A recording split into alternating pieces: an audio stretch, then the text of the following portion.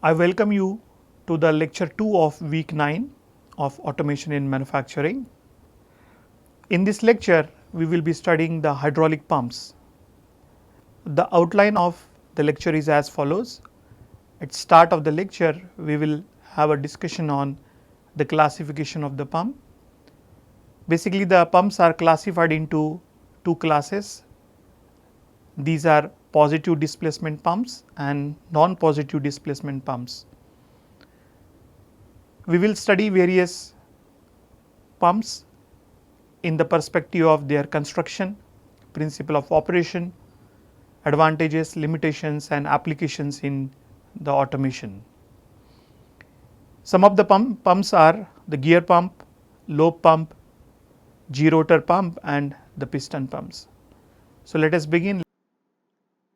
The hydraulic pumps are basically classified into two groups. The first one is non-positive displacement pumps and the second one is positive displacement pumps. So, let us look at the meaning of non-positive displacement pump and positive displacement pump. Also, we will look at what are the various types of these pumps are utilized, their construction and working. The non-positive displacement pumps are also called as hydrodynamic pumps. In these pumps, the fluid is being pressurized by the rotation of a propeller. The construction is having a propeller.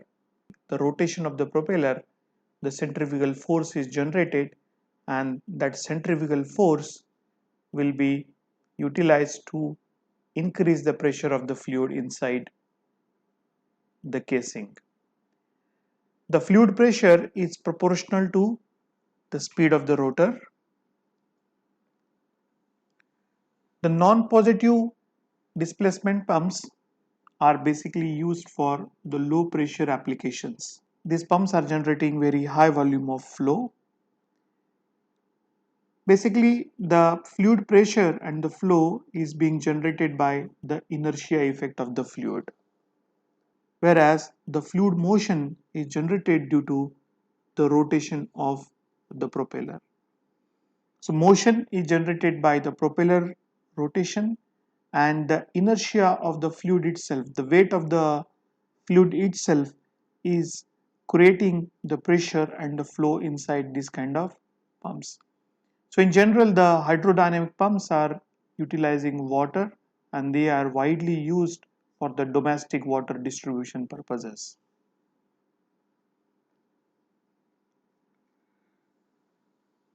These pumps are having low initial cost. Their maintenance is also quite easy because the number of moving parts are less. The construction is simple. The reliability of these pumps is quite high and they are suitable for a wide range of fluid. It can be a water, it can be any sort of oil or chemical.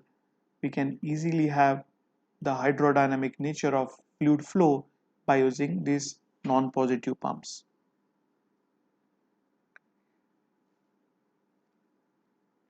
The primary purpose of the non-positive pump is for the transportation, is for the conveyance. And the best example is the centrifugal pump.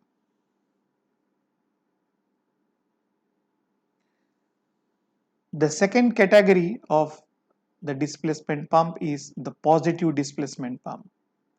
These pumps are generating a constant volume of fluid. In many applications, we need a constant fixed volume of the fluid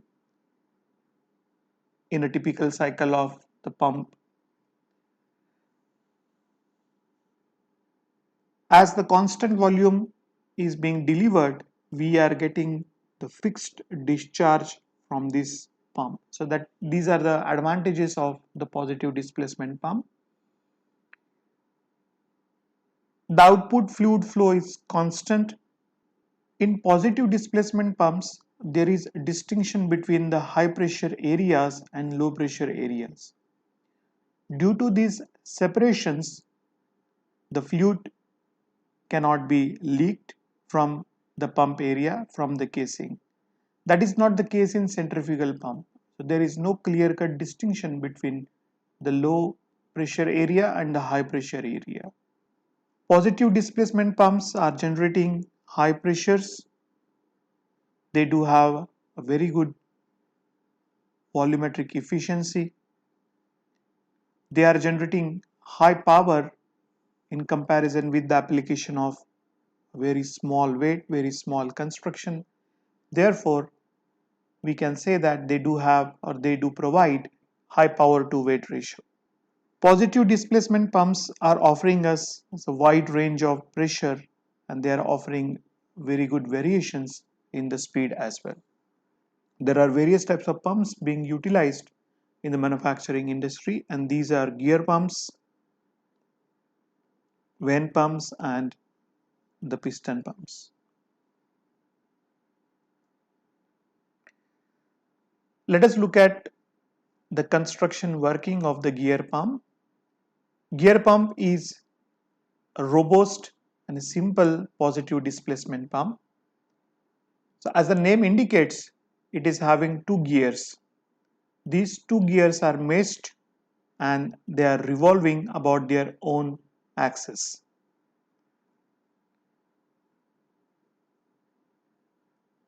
Both the gears are rotating. So these are the moving parts in the pump.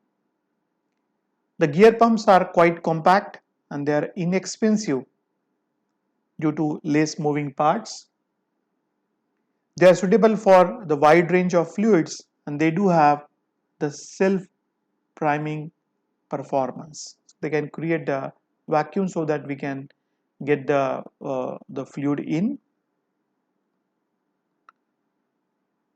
Various types of gear pumps are being utilized. These are the external gear pumps, lobe pumps, internal gear pumps, gerotor pumps, and certain applications are there in front of you. So the gear pumps are basically used to convey petrochemicals, chemicals, paint and ink, resins and adhesives, pulp and paper, and the food products as well, or the, the products or the raw material which are needed for the food products. Now let us look at an interesting configuration of the gear pump, that is external gear pump. So on your screen you can see there are two spur gears which are meshed together. This is a gear number 1 and we are having the another gear, that is a gear number 2. These two gears are meshed and they are assembled in a casing. The casing is having two ports. The first port is the fluid in port and the second port is the output port. This is the inlet port and this is the outlet port. The gear 1 is rotating in clockwise direction, whereas gear 2 is rotating in anti-clockwise direction. As you can see that during the rotation, some of the gear teeth are getting engaged and they will get disengaged. So here you can notice that the gear teeth are engaged, and as the gears are rotating, there would be disengagement. So when there is a disengagement, a negative pressure is created in this zone. Due to the negative pressure, the fluid will get driven in. As the fluid is coming inside in the inlet, these gear teeth are driving them. The fluid will become inside in this way and they will occupy the, the empty spaces in the gear teeth, in between the gear teeth and the casing. The fluid will get occupied in the vacant spaces. As the teeth are moving further, as the teeth are moving in this direction, the fluid will be passed through the empty spaces. The teeth are driving the fluid along this direction, along the space between the casing and the gear teeth.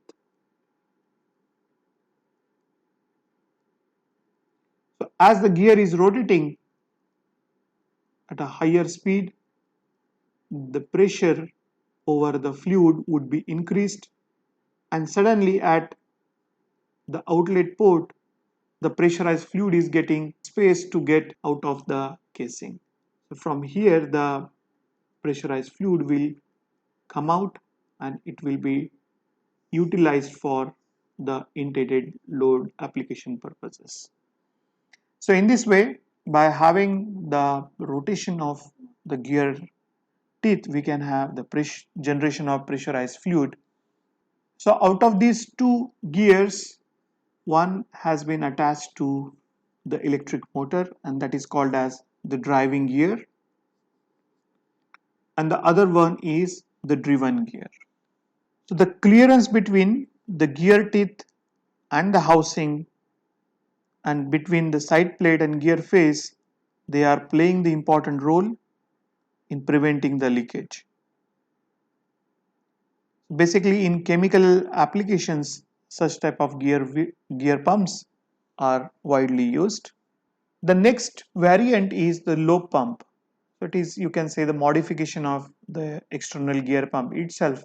So instead of having a many number of gear teeth, the gear teeth profile can be changed into a lobe shape kind of thing. Instead of having many number of teeth, we are having only two teeth.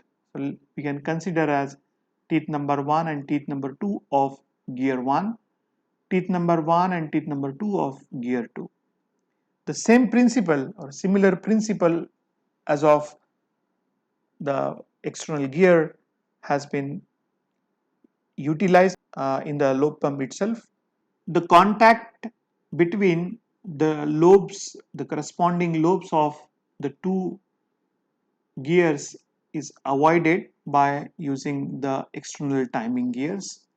In case the lobe 1 of gear 2 and lobe 1 of gear 1, they will come in contact, there may be collision, and that will lead to the seizing of the lobe pump itself. It will be a failure. So that contact has been prevented by using an external timing gears which are located in the gearbox of the pump. The lobes are rotating and they are generating expanding volume. So as the volume is getting expanded, so there would be drop in pressure, and that drop in pressure will get the fluid the the casing, and as the lobes are rotating, that low pressure fluid will get driven by the lobes and they are increasing its pressure. The high pressure fluid will be moved through the outlet. The lobe pumps are having quite good efficiency. The efficiency is quite high. They are reliable in operation. The lobe pumps are basically used to handle pulps and papers.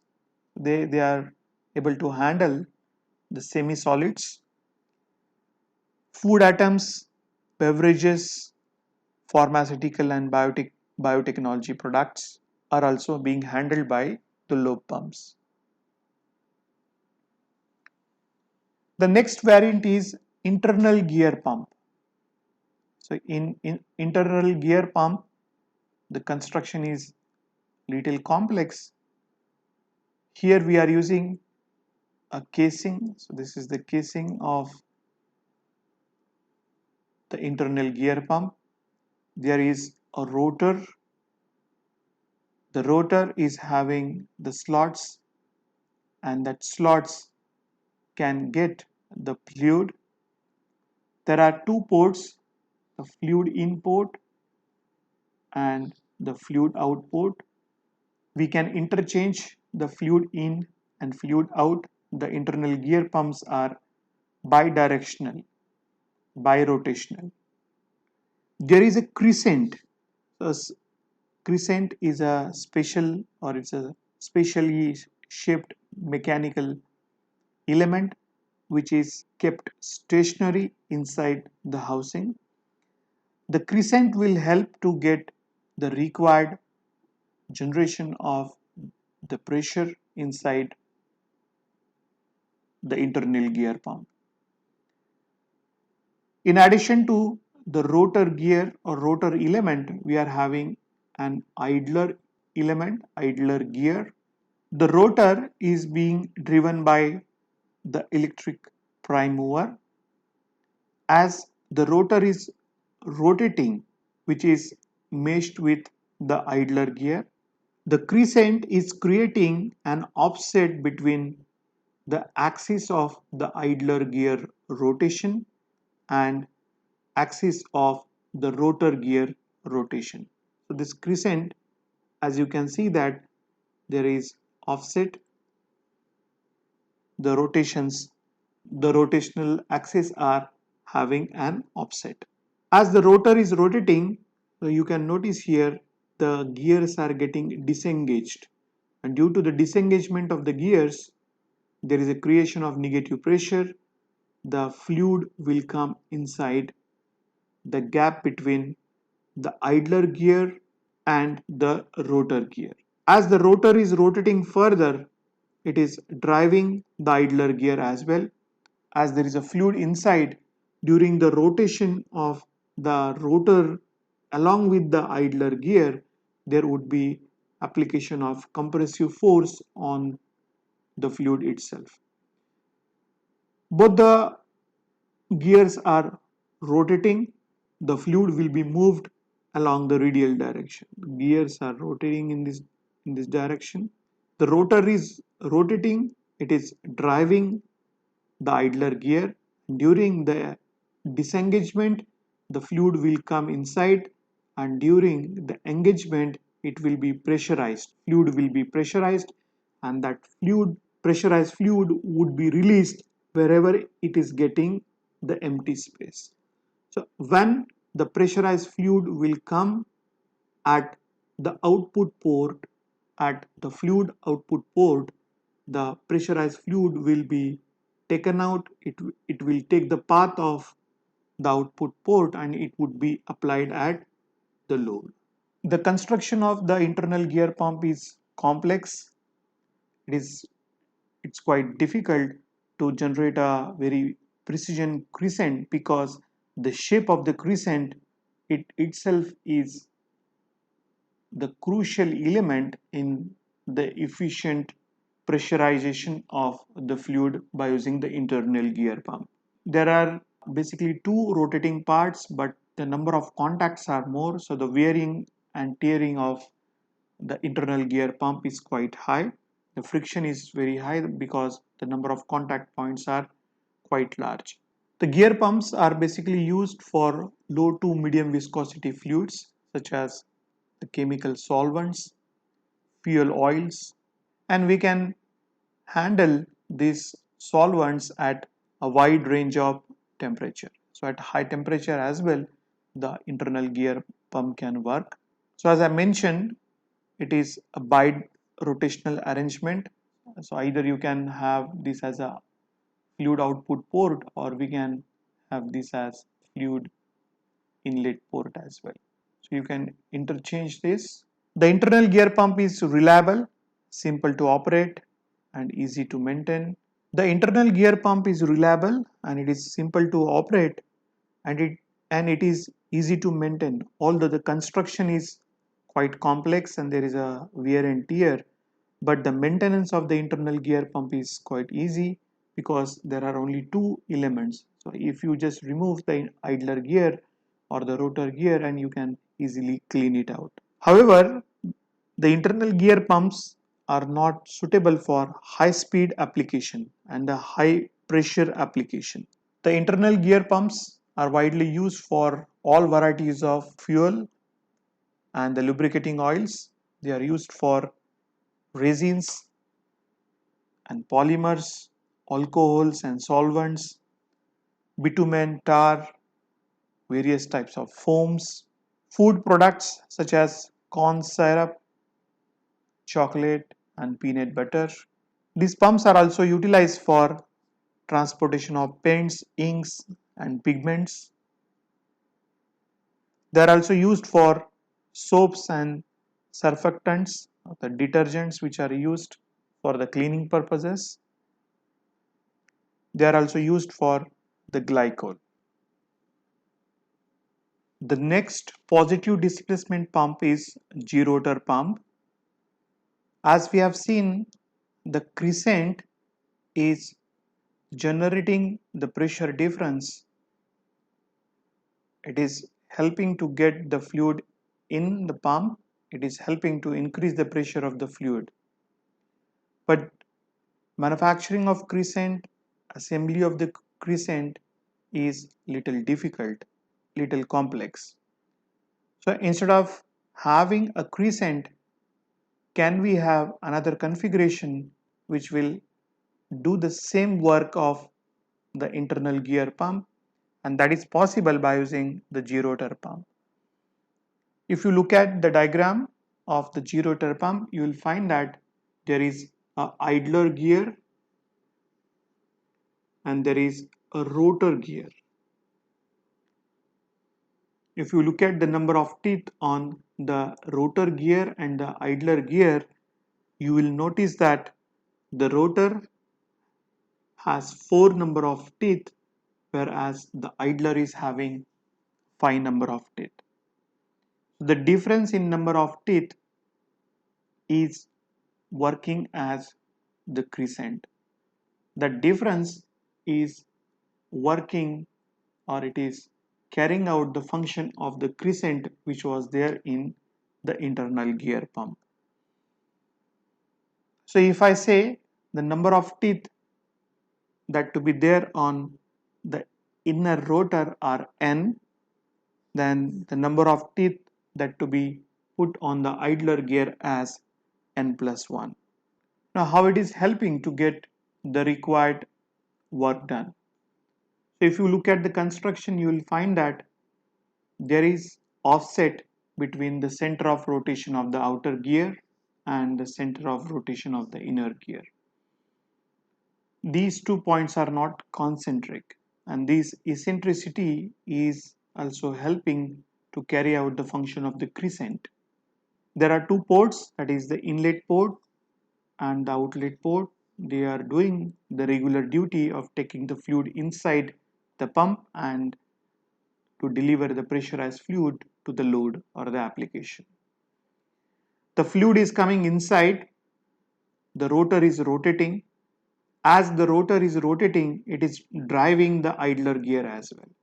So if you notice here, if you consider the rotor is rotating in anti-clockwise direction, it is coming in contact with the idler gear, it is driving the idler gear, and as it is driving the idler gear, there may be disengagement of the rotor gear with the idler gear. There may be disengagement of the rotor teeth with the idler teeth, and that disengagement is creating a gap, it's creating negative pressure at the inlet. Due to that negative pressure, the fluid will be coming inside, but the rotor is continuously rotating. As the fluid is getting inside, the rotor driving that fluid inside the gap of the rotor and the idler.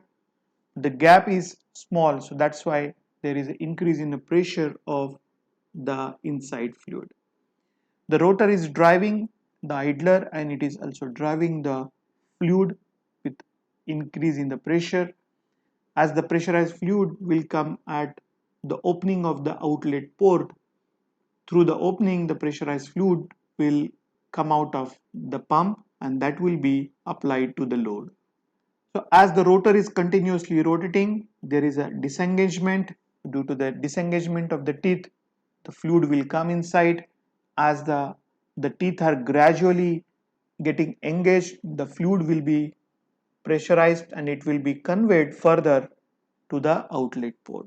So in this way, the difference in number of teeth is driving the fluid, it is pressurizing the fluid and we are getting the required output at the outlet port. G-rotor pump offers various advantages, and these are on your screen. They are providing us high speed operation.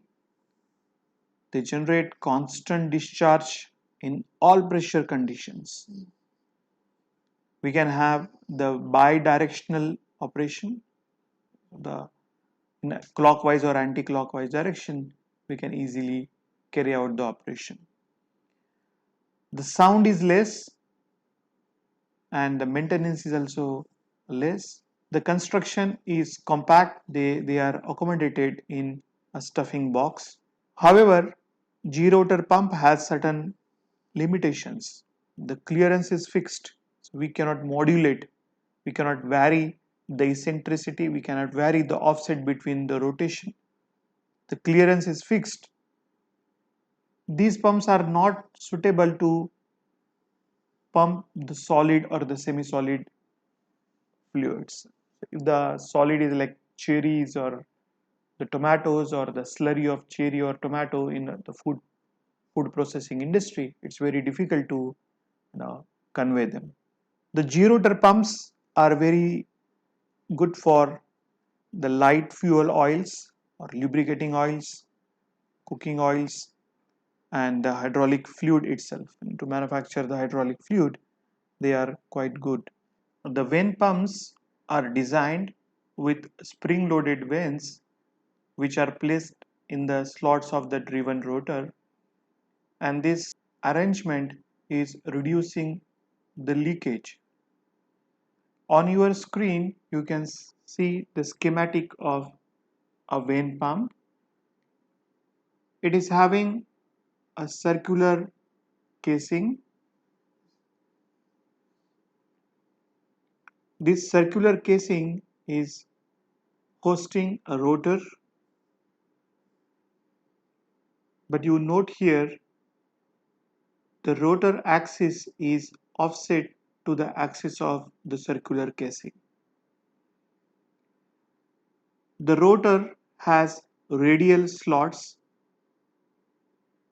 and inside the radial slots we are hosting the vanes. The vanes are spring loaded. These springs are ensuring the contact of the end of the vane with the casing. The casing is having an inlet port and it also has an outlet port. The rotor is rotating by the prime mover electric motor. As the rotor is rotating, there is translatory motion of the vanes inside the slot, and that translatory motion is due to the offset of the rotor axis with the casing axis. If you consider, if the axis of the rotor and casing is concentric, there will not be any displacement.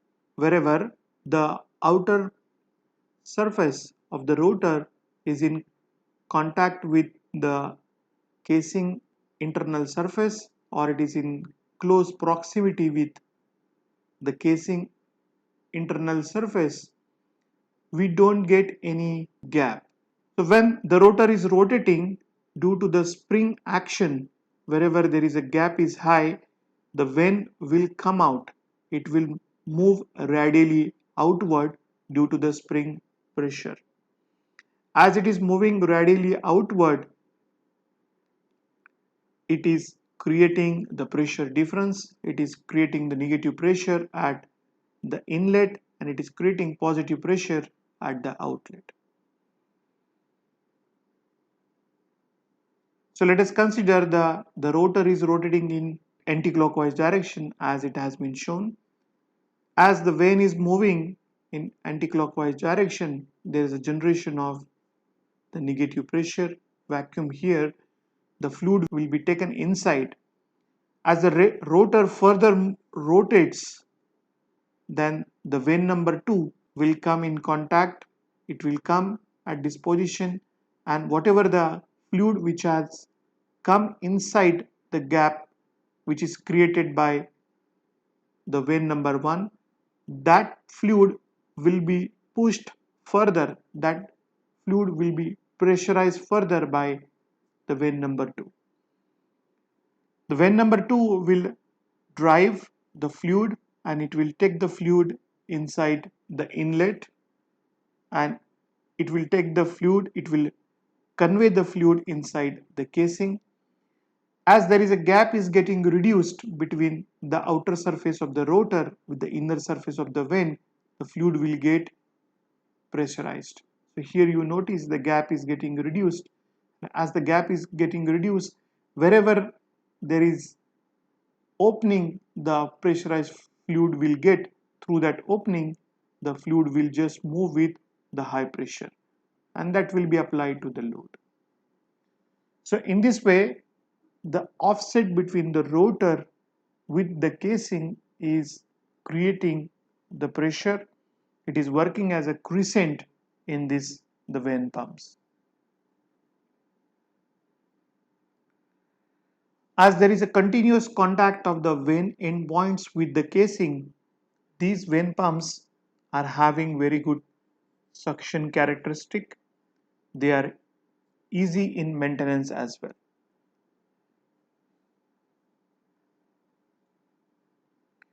What are the applications of the vane pumps?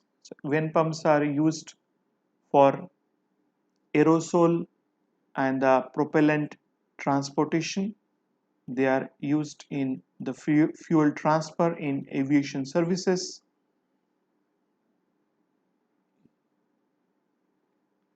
They are widely used for transportation of the fuels, lubrications, and refrigerant coolants. These pumps are also used for transfer of liquid petroleum gas, filling of the LPG inside the cylinders.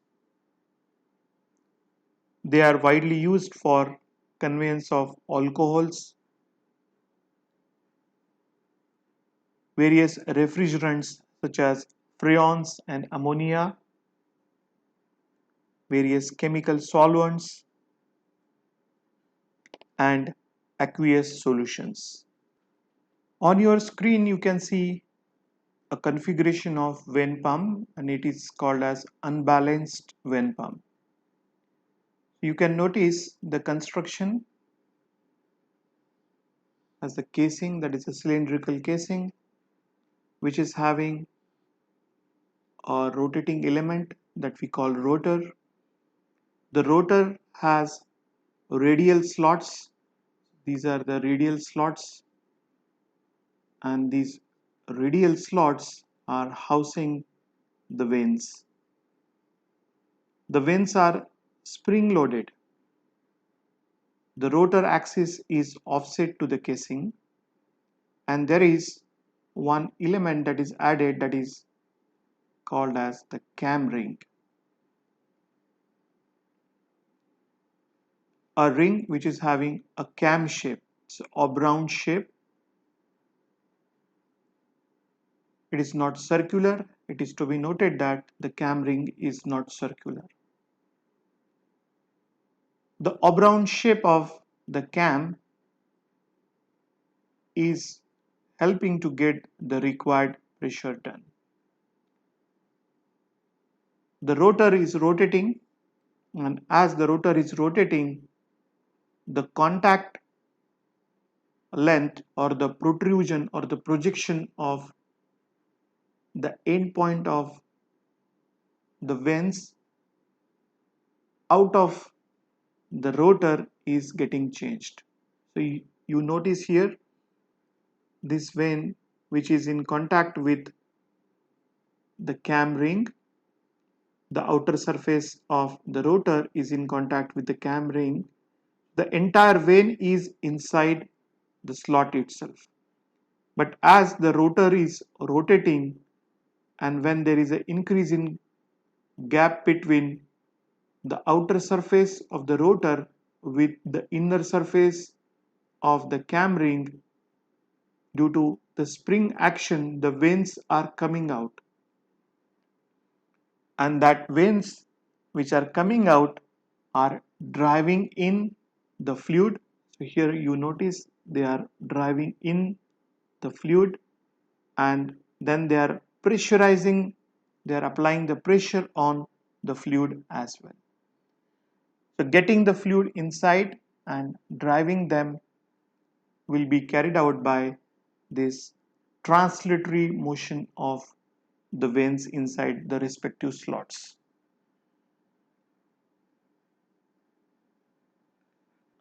Thus, the unbalanced vein pumps, they do have more than one veins.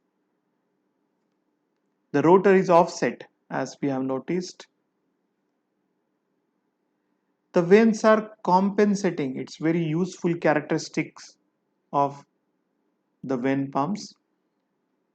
Although there is wear and tear of the end point of the veins due to the sliding friction between the casing and the end point, due to the spring action, that wear and tear will get compensated.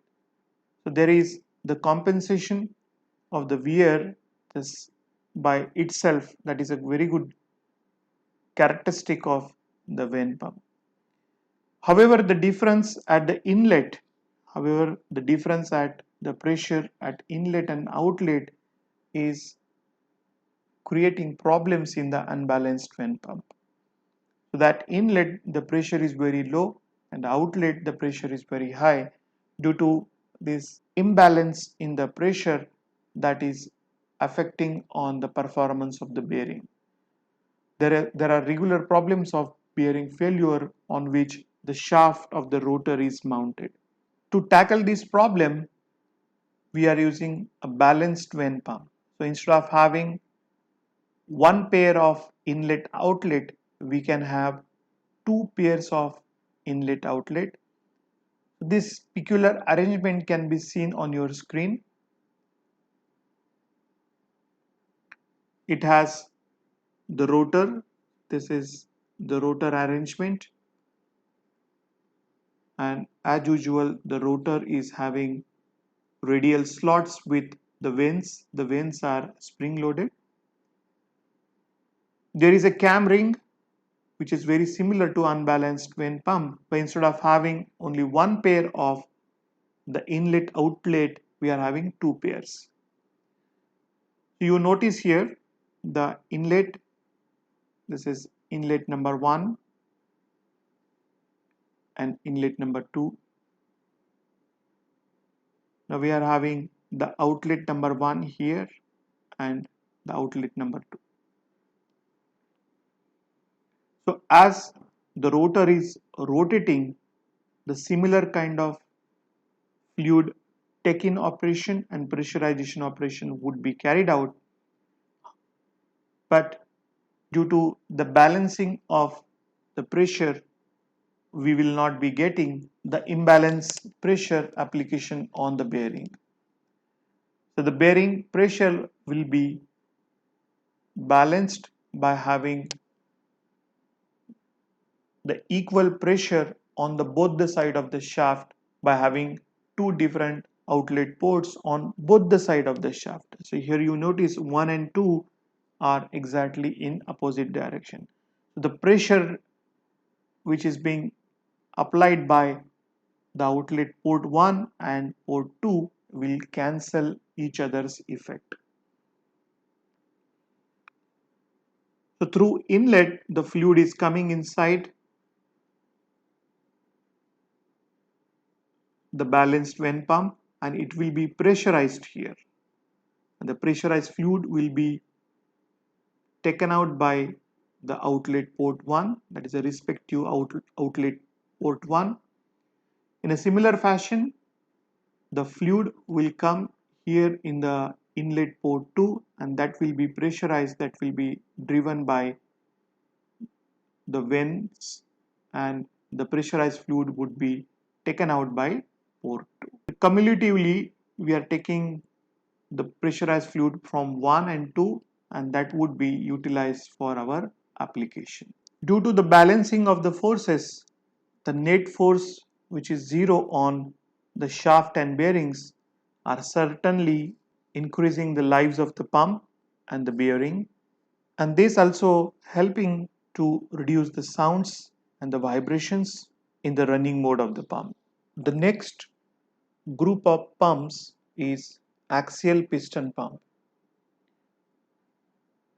Axial piston pumps are positive displacement pumps, and they are converting the rotary motion of the input shaft into the axial reciprocation of the pistons. Rotary motion of the input shaft is being converted into the reciprocating motion of the pistons. These pumps have a number of pistons which are assembled in a circular array within a housing which is commonly referred as a cylinder block or a rotor or a barrel. So typical arrangement can be shown. This is circular block, and on the surface of the circular block there are bores. There is an array of bores, and these bores are housing the pistons. In addition to a circular cylinder block, we are having one more block, which is the fixed block, through which we are getting the fluid in, and through the same block we are sending the pressurized fluid to the application. So as we rotate the cylinder block, pistons are reciprocating. So rotary motion of the cylinder block will be converted into the reciprocation motion of the pistons. There are two types of piston pumps are used in the industry. These are bent axis piston pump and swash plate axial piston pump. So let us look at the construction and working of the bent axis pump and swash plate type of the piston pump. In the first type, that is bent axis piston pumps, we are using a moving cylinder block. This moving cylinder block has a number of bores. These bores are thorough bores. Inside these bores, we are housing the pistons. These are the pistons. The pistons are having piston rods, and these rods are connected to a plate. So this is a plate. This plate is also connected to the rotating block with the universal joint, and the plate is having a shaft, but the shaft is offset. This offset angle is theta. We are driving the shaft by using an electric motor. As the shaft is rotating, the plate is also rotating.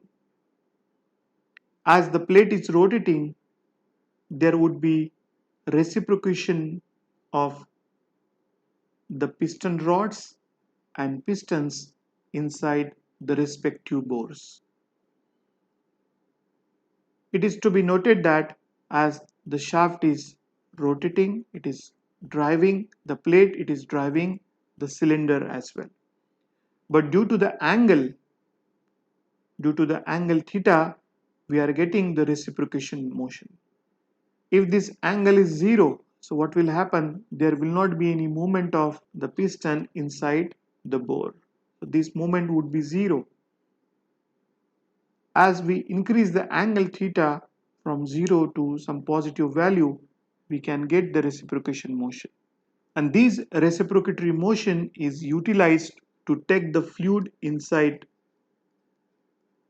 the empty bores, and when the gap between the end of the plate with the cylinder which is rotating is reducing, so during that moment the piston would be pushed inside. During the movement of the piston inside the cylinder block, it is applying the pressure over the fluid, and that pressurized fluid will be taken out at the outlet port. So the drive shaft is driving the plate, and that plate is converting the rotary motion into the reciprocation motion, and that reciprocation motion is utilized for sucking in the fluid and generation of the fluid pressure. The total fluid flow per stroke can be computed by a correlation. It is the volume is nothing but the area, the cross-sectional area of the bore, this cross-sectional area, or you can consider the area of the piston, into the distance traveled by the piston, that is the stroke. So distance traveled by the piston or the stroke can be computed as tan theta into S by D, and that will lead to the stroke is equal to D into tan of theta. So here you can see that this is nothing but the number of ports into the stroke into the area. The stroke is d tan of theta. So flow we can easily compute by using this correlation. Then the rate of the flow, that is, to compute that we need to just multiply the flow volume into the speed of rotation n in the RPM. So in this way we can easily compute flow and the flow rate of the bent axis pump. During the operation it is very difficult to have the exact bent angle. It is also having the universal joint and many reciprocating pistons and rotating parts. The construction is quite complex. A simplified version is by using the swash plate axial piston pump. So here a swash plate is used. Instead of having the bent axis, we are using a plate. The plate is inclined. The plate is not parallel to the surface of the cylinder block. It is inclined to the face of the block. So this is the face of the block, and the swash plate is making angle theta. The swash plate is connected to a shoe plate. The assembly of the shoe plate and the swash plate is mounted on the rod. This rod is connected to the rotating block. This block is rotating. This movable block or the rotating block is getting the fluid from the fixed block, as we have seen in the previous slide. So we are having a fixed block here, and there is inlet. So this is the fixed block. Fixed block has the inlet port as well as the outlet port. This block is rotating. This is the rotating block. We are giving the rotary motion to the rotating block by using a prime mover. So as the rotating block is rotating, due to the inclination given to the swash plate, we are getting the reciprocatory motion of the pistons along the axial direction. The operation is very similar to the bent axis piston pump, which we discussed in the previous slide. Now here we are having an opportunity to control the pump capacity. So by changing the angle of the swash plate, we can easily modulate, we can easily change the pump capacity. Now instead of having the axial reciprocatory motion, we can also have the radial reciprocatory motion of the pistons. This kind of configuration is called as radial piston pump. The diagram or the schematic can be seen on your screen. It is having a pintle. Pintle is a mechanical element which is holding the casing. There is a cam, this rotating block or the cam, The pintle and the cam block are housed inside a fixed block. The radial piston pumps has the radial slots, and inside the radial slots the pistons are housed. The pistons are spring loaded. The reciprocatory movement of the piston would be coordinated by the shape of the cam. So as you can see, if the shape of the cam is very similar to the pintle here, we may not get any reciprocatory motion. As the shape of the cam is oblong, we can get the reciprocatory motion. Here you notice from the center of the pintle, this point is near to the center, however this point is at the farthest distance from the center. So this increase in the radial distance from the center, we can get the reciprocatory motion of the pistons. We have seen that principally in the lecture of the mechanisms. We have seen various types of cams. As the rotating block is rotating, they are driving the piston, and that pistons are doing the regular duty, and that is taking the fluid inside and the pressurizing the fluid to the outlet port. The hydraulic pumps are having a variety of applications in the industry as well as at domestic level. In industry, we need the power that to carry out variety of processing, say hydraulic based shaping operation. For material removal as well, we can utilize the hydraulic fluid. So for power transfer, for power application, we need hydraulic fluid. In automobiles, in material handling system, in automatic transmissions, and to have the lifting based on the hydraulic jack, we are using the hydraulic pumps. In tractors also, we are using the hydraulic pumps to arrange the lift system. In household items, we are using the hydraulic pumps in air conditioners as well as the lifting operations. Let us summarize the lecture 2 of week 9. In this lecture, we studied the classification of hydraulic pumps. We have seen various important pumps such as gear pump, lobe pump, gerotor pump and piston pumps. We have seen their construction, their working, their advantages, limitations and applications in automation in manufacturing.